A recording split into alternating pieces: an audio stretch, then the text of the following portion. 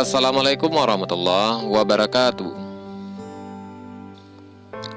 Nabi Musa alaihissalam memiliki watak yang spontan ketika bertemu dan memperlakukan orang lain.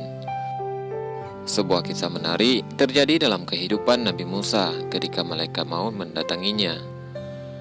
Malaikat maut ketika itu datang kepadanya dengan wujud seorang pria dan menyampaikan akan mencabut nyawanya. Mendengar hal tersebut, secara spontan Nabi Musa alaihissalam menampar malaikat maut hingga bola matanya terluka. Kisah ini dituliskan dalam riwayat Imam Muslim dari Abu Hurairah.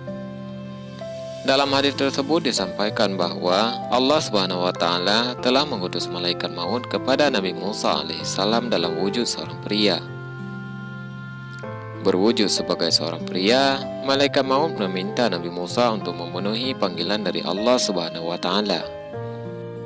Melalui malaikat, Allah Subhanahu wa Ta'ala juga menyampaikan bahwa ajalnya sudah dekat dan saat kematiannya akan segera tiba. Namun, sebagai sosok yang tegas, bukanlah suatu yang mengherankan melihat sikap dari Nabi Musa alaihissalam tersebut. Saat didatangi Nabi Musa alaihissalam, langsung menampar wajah malaikat maut hingga matanya terluka.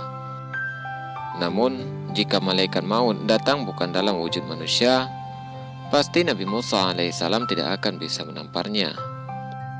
Mendapat tamparan dari Nabi Musa alaihissalam, malaikat maut kembali kepada Allah Subhanahu wa Ta'ala dan mengadukan hal tersebut. Kemudian Allah Subhanahu wa Ta'ala segera mengembalikan penglihatannya dan memerintahkan ia untuk kembali menemui Nabi Musa alaihissalam guna meminta meletakkan tangannya di atas punggung sapi jantan. Allah Subhanahu wa Ta'ala juga meminta Nabi Musa untuk menghitung setiap bulu yang tertutup oleh tangannya tersebut. Setiap bulu yang tertutup dihitungnya sebagai tambahan usia 1 tahun. Namun Nabi Musa alaihissalam memilih untuk kematian dalam waktu dekat. Apabila Nabi Musa alaihissalam memilih untuk mengambil tambahan usia sebanyak bulu sapi yang tertutup tangannya, sungguh bukanlah hal yang tidak mungkin jika saat ini beliau masih hidup. Nabi Musa alaihissalam memilih untuk berpulang kembali kepada Allah Subhanahu wa Ta'ala. Sebab tidaklah para nabi, rasul, dan orang-orang saleh berada di sisi Allah kecuali lebih baik dan lebih kekal. Jika para syuhada diserupakan dengan burung-burung yang terbang di taman surga, memakan buah-buahan dan meminum air sungai yang ada di dalamnya, berlindung di bawah lampu-lampu yang bergantung di bawah langit Arsy Ar-Rahman, maka kehidupan para nabi dan rasul di surga tentu lebih dari itu. Namun sebelum kewafatannya, Nabi Musa alaihissalam memohon kepada Allah Subhanahu wa Ta'ala agar nyawanya dicabut dekat tanah suci, yaitu Baitul Maqdis, hingga sedekat lemparan batu.